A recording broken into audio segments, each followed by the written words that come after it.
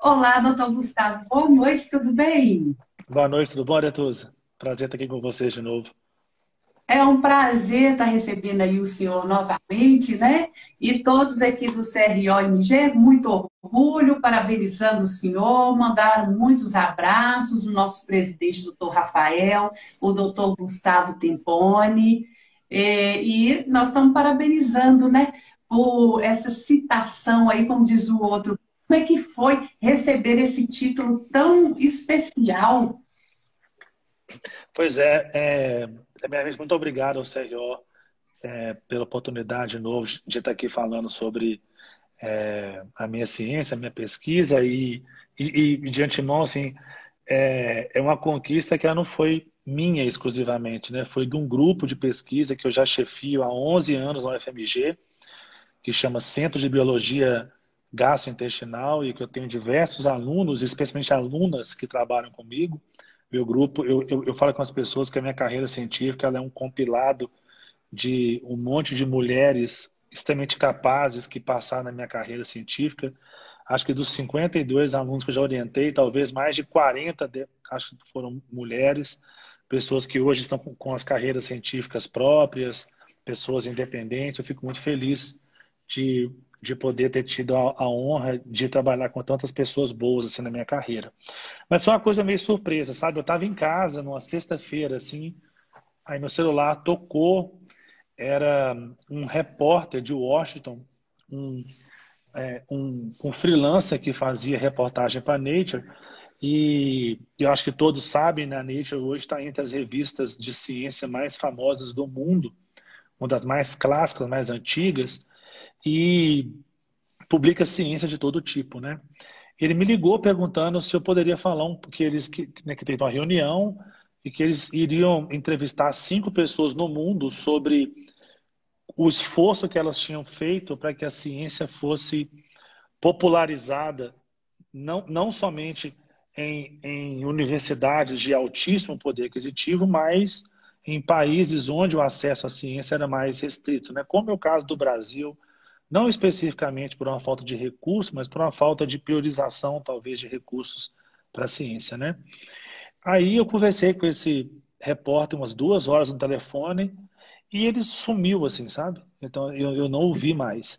Aí deu um mês ou 2 meses, eu recebi um WhatsApp dele assim, olha, a reportagem. Aí no dia eu mandei algumas fotos para ele e tal.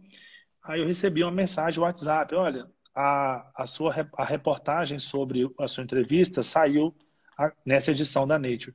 E eu não sabia o conteúdo. Aí eu cliquei no link. Quando eu abri o link e fui ler a reportagem, a primeira frase da reportagem tinha meu nome. Então, assim, eu jamais imaginaria, assim, na verdade, né, assim, eu esperava o dia que eu ia abrir uma reportagem da Nature, eu ia ter o nome de um brasileiro lá sendo citado, né? E foi um choque para mim ser eu. Uma Então, surpresa, né, doutor? Ver ali o seu nome publicado numa revista tão conceituada, deve ser uma é, emoção muito grande, uma satisfação, né? De todo um é, trabalho aí durante tanto tempo. quando eu li, eu te confesso que eu li, minhas vistas assim, ficaram um pouco embaralhadas na hora. Eu li de novo, e até hoje, quando eu leio, quando as pessoas me perguntam, acaba que você volta para ler se é verdade, né? Aí é legal que assim, eles começaram a reportagem com com o meu trabalho.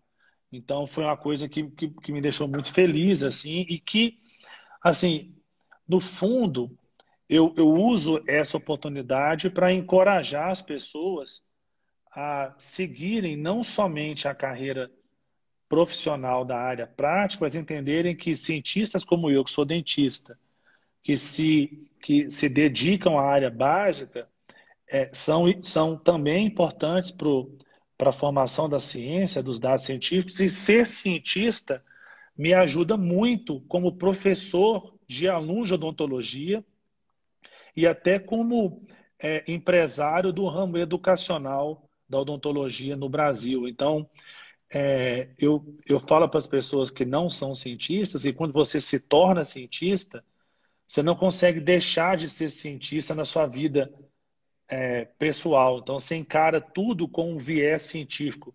Eu não sei o tanto que isso é bom, não, sabe? Assim, é meio uma prisão intelectual, né? Você não consegue olhar para o mundo mais sem fazer uma análise crítica científica dele, né? Então, E a mas é questão muito de bom. aham. E a questão de investimento em pesquisa no Brasil e até mesmo o próprio incentivo é difícil, doutor? Na verdade, Aretusa, é, é, é cada vez mais difícil, né? Então, assim, o Brasil é um país que tem certamente uma massa de cientistas excelentes e em todos os lugares que eu já fui no mundo, que eu encontrei grandes laboratórios, havia brasileiros nesse laboratório, sabe? Então, assim, nós temos excelentes cientistas no Brasil.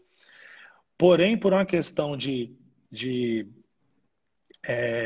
filosofia governamental ou direcionamento, a pesquisa no Brasil nas últimas décadas, inclusive, especialmente na última década, sofreu uma redução muito grande no investimento, né?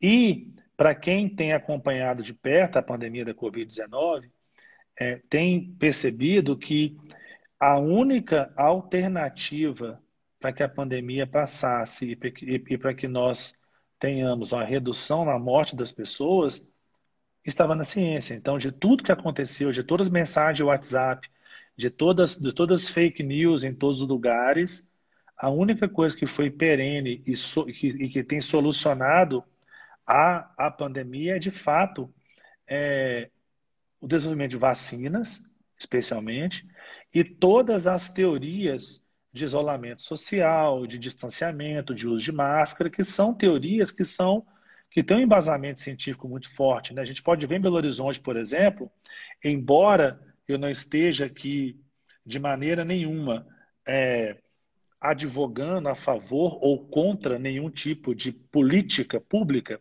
Uhum.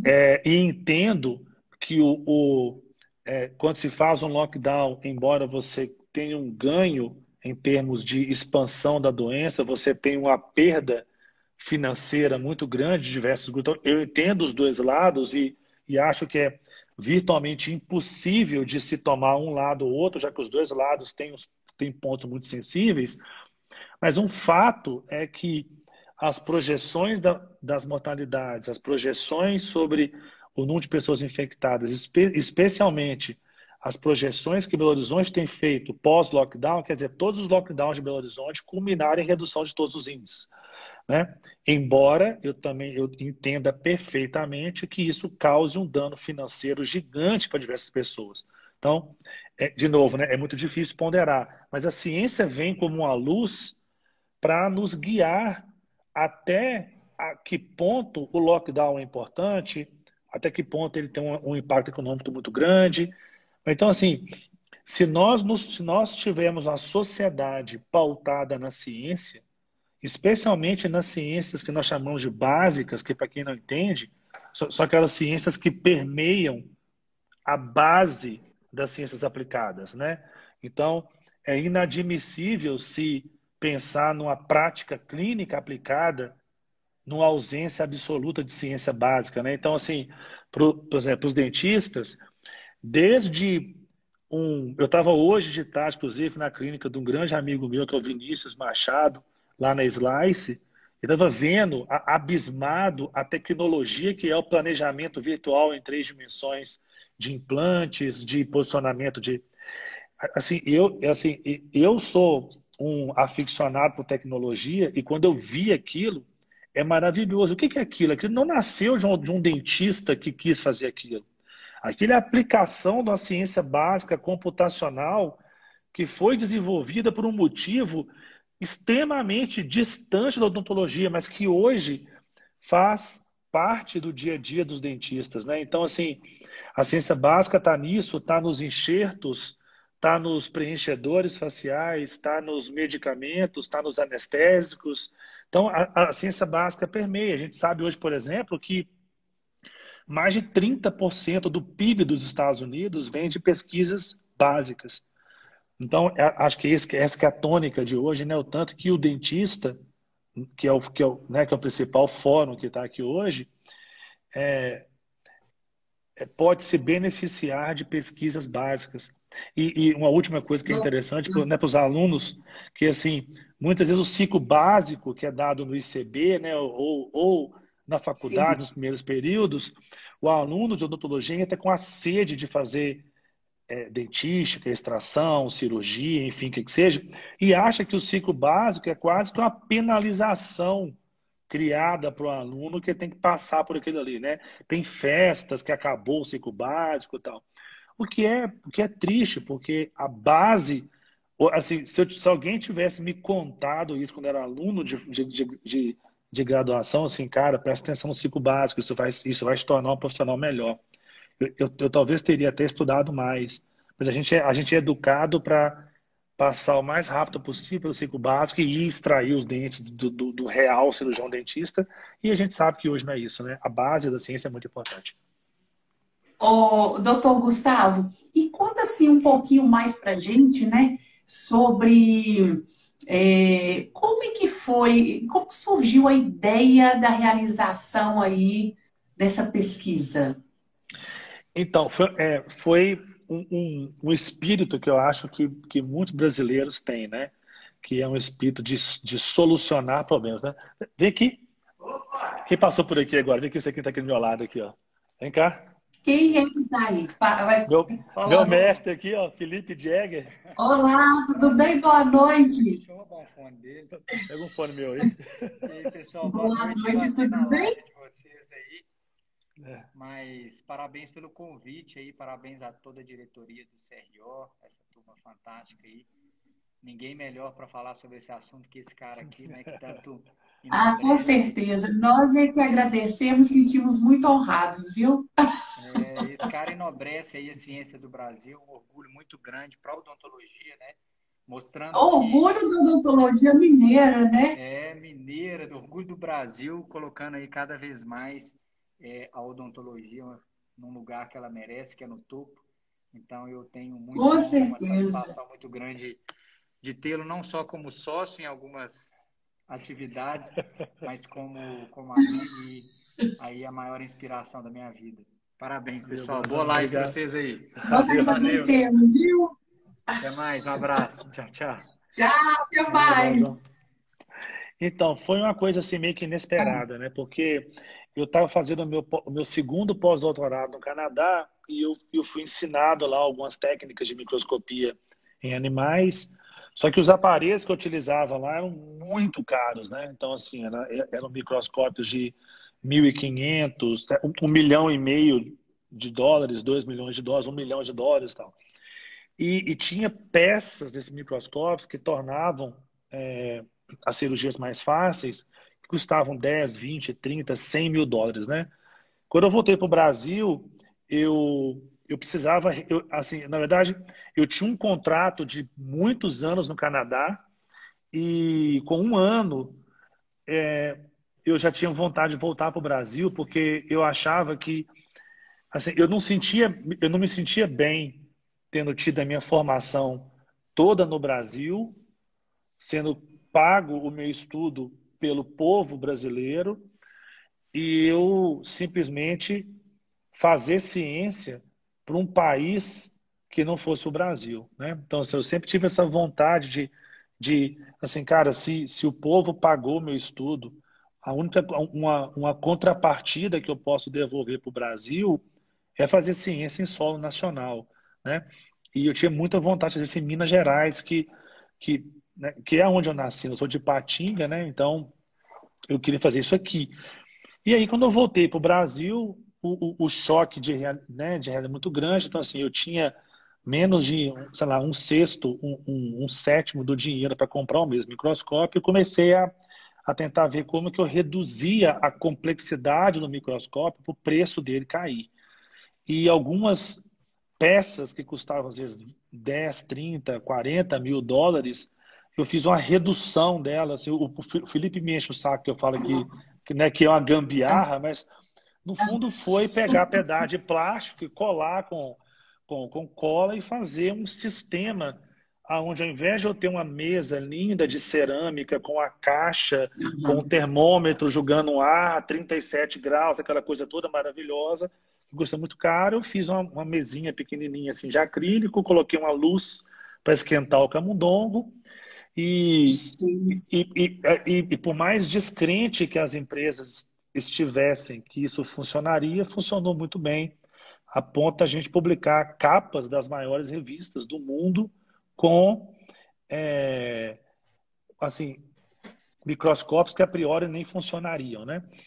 E aí eu comecei a ter um contato muito grande com a Nikon, que sempre me deu muito apoio, e nós começamos a desenvolver algumas tecnologias para a Nikon dentro do meu laboratório, a ponto da gente ser eleito um centro de excelência da Nikon, um dos primeiros centros de excelência no sul do mundo, e isso coloca o Brasil numa posição não de consumidor de tecnologia, mas de gerador de tecnologia, que é o grande salto que a ciência nacional merece ter, porque nós somos excelentes produtores de tecnologia, mas esbarramos nas questões burocráticas de financiamento. É até difícil hoje, por exemplo, você conseguir ter verba para manter o processo de uma patente até uma patente sua chegar num ponto mundial.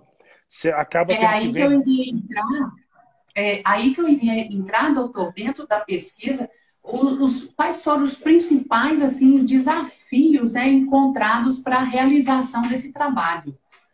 Então, o principal desafio que eu tive que quebrar foi o meu desafio interno de acreditar na minha missão enquanto brasileiro de fazer pesquisa no Brasil, mesmo entendendo que o solo brasileiro não tem sido muito fértil para cientistas, tanto que o êxodo de cérebros do Brasil é muito grande.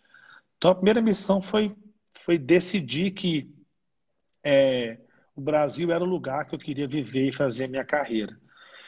Ao vir para o Brasil, eu te falo assim que um outro desafio foi não acreditar que existiam limitações. E viver um delírio, quase que um delírio coletivo com meus alunos, que assim, não tem dinheiro, não tem verba, nós vamos conseguir mesmo assim. Então, isso às vezes, assim, as limitações pessoais que às vezes a sociedade, a sua educação, a população e o modus operandi normal do Brasil, que Brasil é um país que vai dar errado, que eu discordo veementemente, né? Assim, eu sou um brasileiro, um nacionalista e um crente absoluto no potencial do Brasil enquanto país, enquanto grande nação. Nós temos um dos povos mais maravilhosos do mundo, que para mim é a primeira condição para um país prosperar, ter um povo bom. Então esses desafios, né? Esses desafios que nós temos são muito grandes, porque às vezes você pega uma pessoa que não tem essa crença e injeta milhões de dólares nela, ela não consegue fazer nenhum tipo de trabalho, simplesmente porque o desafio intrapessoal dela é muito grande, né? Então, acho que isso é um grande desafio. E segundo, nós todos sabemos, né? Por exemplo, acabou-se uma reportagem agora que uma porcentagem ínfima de pesquisadores que solicitaram bolsas para o governo federal foram agraciados. Então, assim, é muito desestimulante você pegar editais no Brasil onde a faixa de financiamento é baixa, que se equipara à faixa de financiamento, às vezes, dos Estados Unidos, que é também muito baixo.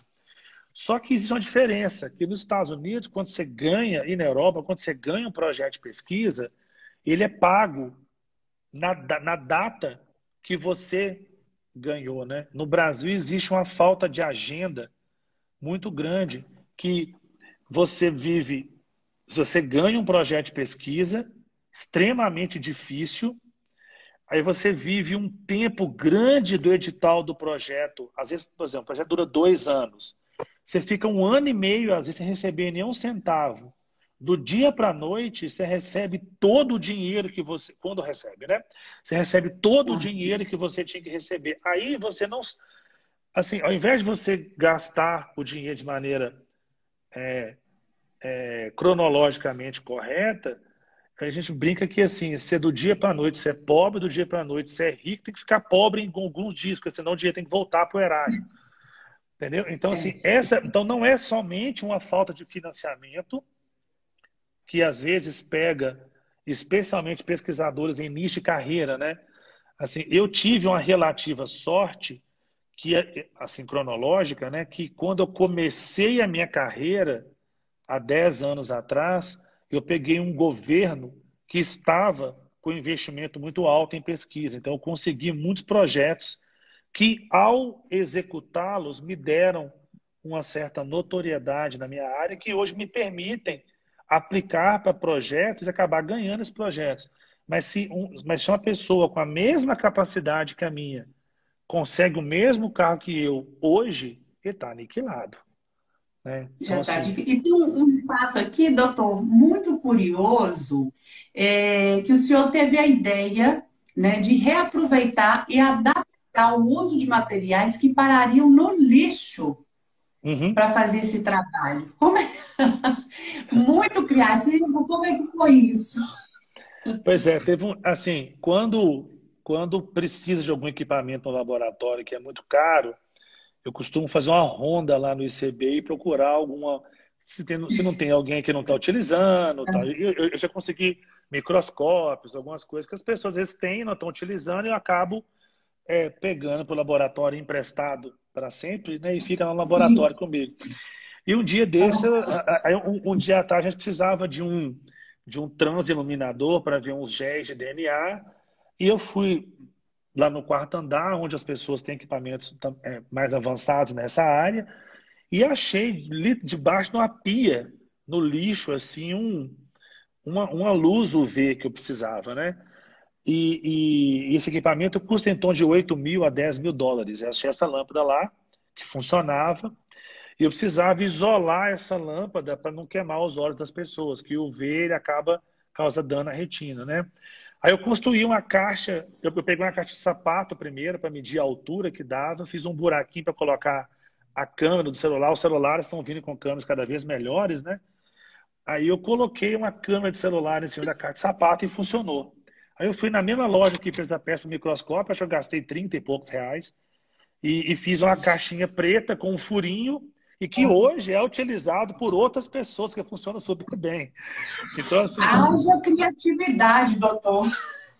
pois assim, eu acho assim, ao mesmo tempo é interessante isso, mas de certa forma se reflete assim, o quanto que o brasileiro sofre uma impedância para fazer pesquisa e o tanto que ele tem que se virar, né? Então, assim, eu não acho correto estimular a coragem e a criatividade das pessoas, cerceando essas pessoas de financiamento de pesquisa. Mas, por outro lado, eu também acho interessante que as pessoas entendam que, ainda que você tenha dinheiro para pesquisa, é muito importante você não perder esse ímpeto do não desperdício e do reaproveito, porque o Brasil tem um histórico muito grande de financiamento de pesquisa ser feito pelo governo. E quem fomenta o governo é o imposto, e nós sabemos que a maior parte do imposto do Brasil vem de pessoas de classe média para baixa e para pessoas muito pobres, né? A quantidade, a fração percentual de imposto paga pelo um pobre no Brasil é muito alta. Então, reutilizar esses materiais é uma maneira de eu respeitar, inclusive, as pessoas que contribuem com os impostos, e assim, então é uma maneira de eu honrar o suor do trabalhador brasileiro que paga imposto e que espera de mim um reaproveitamento máximo do dinheiro que foi investido. Então, eu estimulo isso nos meus alunos e tenho certeza que eles têm um exemplo a seguir de, ainda que eles tenham um dia muito financiamento de pesquisa, eles têm esse exemplo a seguir em relação a respeito com o dinheiro público, né? É uma conscientização muito importante de todo um processo, né? Porque a Uhum. gente quer ler, a gente está de fora, a gente não imagina quanto trabalho, né? É. E todo mundo está ali envolvido. Ou seja, cada um precisa do outro para que tudo possa a ser construído, né, divulgado. Então, assim, a gente é dependente dos outros. Sim, sim. E se a gente cria esse tipo de respeito, acaba que uma máxima muito ruim, que não é 100% justa sobre o servidor público, né? Todo mundo entende que servidor assim, conhece as piadas de servidor público é muito malandro, não trabalha, e tal. Eu entendo que isso acontece em algumas esferas, mas eu tenho inúmeros exemplos. Eu sou um servidor público e as pessoas falam, mas você faz muito mais do que você precisaria. Eu respondo assim, eu faço tudo que eu posso fazer. E o que eu não posso fazer, eu dou um jeito de fazer. Por quê? Porque as pessoas esquecem, às vezes, que o termo servidor público, a palavra diz muito claro, né? Eu existo, a minha função é servir a população. Então, não existe limite para isso, né? Você vai servir a E a população porque a sua, população precisa. e a sua ideologia, ela serve, né, de incentivo para os seus alunos. Sim, sim. Então eu fico muito feliz porque os alunos, eles que eu oriento, eu sempre tento orientar não pelo medo e pela hierarquia, né? Eu detesto hierarquia, lido muito mal com Uhum. hierarquia. Nunca utilizei a minha hierarquia para convencer um aluno de fazer algo que eu gostaria que ele fizesse. Eu tento orientar pelo respeito e pelo exemplo. Então, é, no meu laboratório, eu tenho desde iniciação científica, que são alunos de graduação, até pós-doutores com anos já de doutorado. No nosso laboratório não existe hierarquia, e nem a minha. Então, assim, eu sou, em teoria, não em teoria, na prática, eu sou o chefe do laboratório e lá deveria ser feito só o que eu quero. Mas não, eu escuto, assim, não existe vozes com alturas diferentes no laboratório. Todo mundo tem voz igual, inclusive a minha. Então, eu vou te falar, quando você se abre a escutar as pessoas que, em tese, são menos experientes que você, existe um campo de genialidade muito grande nas pessoas que não estão contaminadas com a vida que nós mais, no caso, eu mais velho, estou, né? Então, assim, você tem um olhar inocente, puro, não enviesado de um aluno de 18, 20 anos, é uma das coisas mais maravilhosas que existem. Então, assim, eu não, eu não cerceio os leigos de me brindarem com a genialidade da pureza, né? Eu falo que assim, eu tenho uma filha de 8 anos, né? E ela, quando me pergunta as coisas, ela quer saber o porquê das coisas, simplesmente por querer saber o porquê das coisas. Ela não quer publicar na Nature, ela não quer ganhar um prêmio Nobel, não quer nada dessa, ela quer saber por quê. E você Por entende que é quê? ali que tá o cientista, sabe? Ali que está o coração do cientista e que nós, ao longo da vida, vamos perdendo. Então, você ter contato com pessoas mais jovens, inexperientes, é como se você se reabastecesse de simplicidade, de inocência, e que, de certa forma, é o jeito que eu acho que o mundo é. O mundo é simples, né? A gente É complica muito verdade. o mundo. O mundo é muito simples. As coisas sempre caminham para o caminho mais simples possível. A natureza, por diversas vezes, nos mostra isso, né? Então, se você tá complicando demais, vale a pena você conversar com pessoas mais simples. Tá certíssimo. Doutor, e o que o senhor diz sobre a pesquisa, o avanço, né? Vamos falar aqui dos avanços e benefícios dessa pesquisa. Então, a pesquisa do meu grupo, ela tem duas vertentes diferentes de benefícios, né? O primeiro é o benefício técnico, que nós encorajamos diversos grupos no Brasil e mostramos para diversos grupos no Brasil como no nosso ramo, óbvio, né, no nosso ramo, como fazer pesquisa não somente de qualidade subjetiva, mas de qualidade objetiva, que é publicada nas maiores revistas do mundo, utilizando tecnologia 100% brasileira. Quer dizer, aquele mito que cabe ao brasileiro as publicações que os grandes países não querem, ele não existe, né? É assim, cabe ao brasileiro o que ele quiser fazer. Então a gente, de certa forma, se inspira em outros grupos, né? E tenta inspirar grupos que ou são mais jovens ou são grupos que ainda não acordaram para isso, que há tecnologia, há criatividade, há vontade no Brasil de se fazer pesquisa de qualidade, né? Hoje a gente tem orgulho, e quando eu falo isso, eu não falo por mim, Gustavo, eu falo pelo meu grupo de pesquisa que eu represento. Eu sou só um representante de um grupo de alunos jovens que fazem parte desse grupo comigo, que nós hoje publicamos nas maiores revistas do mundo na nossa área. Então, revistas que são lidas em todos os hospitais do mundo, revistas que são citadas por grandes grupos, a ponto das maiores revistas publicarem sobre nós. Então, assim, é um grande sonho de todo pesquisador publicar numa revista tipo a Nature. Né? Eu tenho Doutor, deve ser uma trabalhos... gratificação. A gratificação deve ser muito grande, muito boa, né? É, Na hora é que vê muito... todo aquele trabalho ali sendo divulgado, né? Podendo colocar suas ideias, seus ideais, tudo, deve ser muito bom. É muito legal, inclusive, Aretusa, que eu sinto um orgulho muito grande dos eventos que eu sou convidado para dar palestra fora do Brasil. Eu já falei em Harvard, em Yale, e em Harvard a gente fala, eu vou concurso nos, em seminários lá, e, Aham. e é muito legal você pegar o programa de um evento e que tem os maiores nomes do mundo e achar o seu nome na frente, assim, Brasil, sabe? E É todo um mundo orgulho, né? E todo mundo está lendo aquilo. Eu tenho certeza que os meus colegas brasileiros, que são muitos, diversos, são muito mais capazes, com muito mais sucesso que eu, eles sentem a mesma coisa, que é você chegar num lugar que tem 60 pessoas, 40 americanos, 18 europeus e tem brasileiro também lá, sabe? Então isso é muito legal.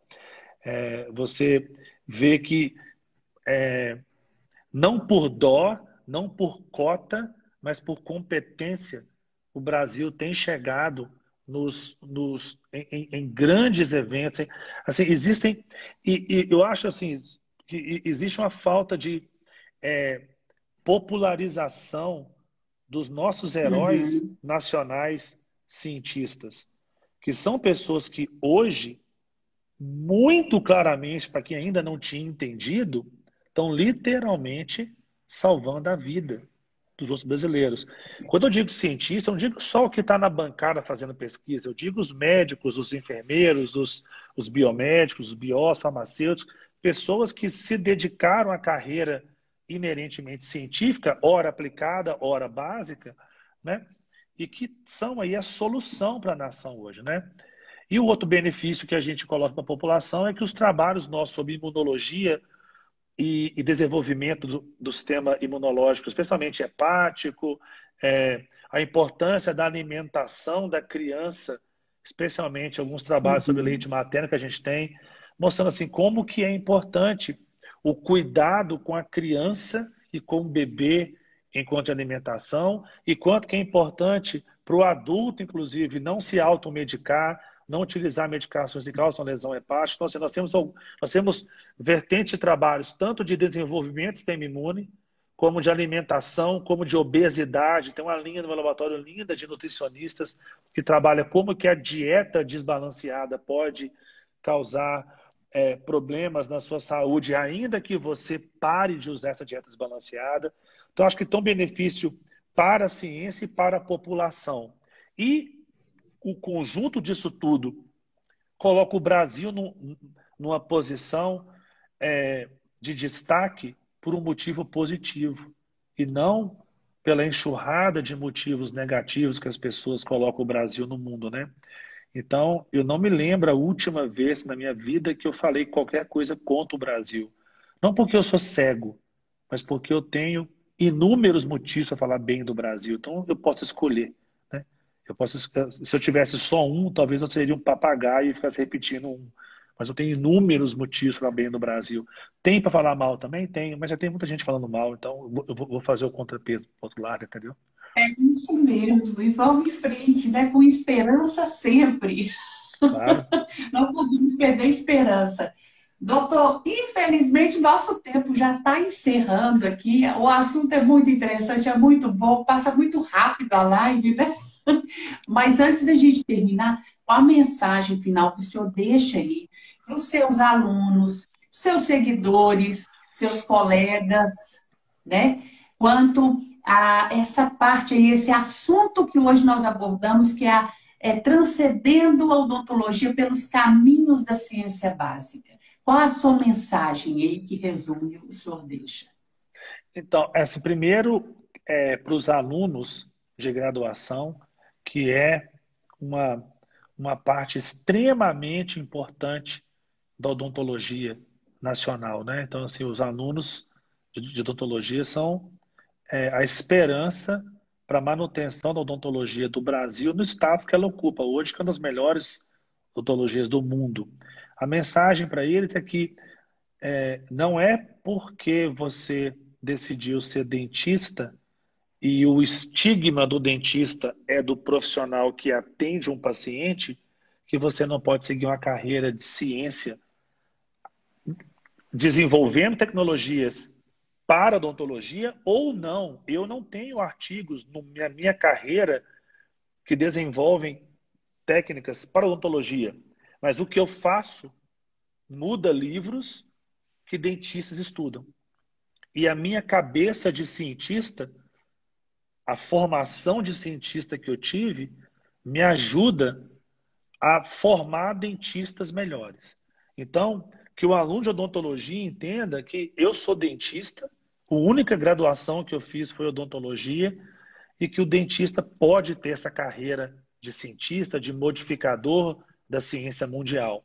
E para os cirurgiões dentistas, que e para os professores, inclusive, que ao perceberem o intuito de algum aluno de seguir uma carreira de pesquisa básica, que o estimule, né? E que ele próprio entenda que deve fazer parte do rol de artigos e de livros que eles estudam para os casos clínicos, fazer uma visita periódica às bases do conhecimento na patologia, na farmacologia, na biologia celular, na imunologia, sabe? Então, eu acho que o recado que eu deixo como cientista básico é esse, que não se repugne às pseudocomplicações ou complexidades da ciência básica em detrimento da aplicada, e que a ciência básica faça parte de uma liga que vai aí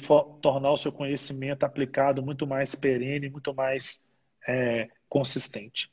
Tá? E de novo, agradecer a todas as pessoas que estiveram hoje ao vivo.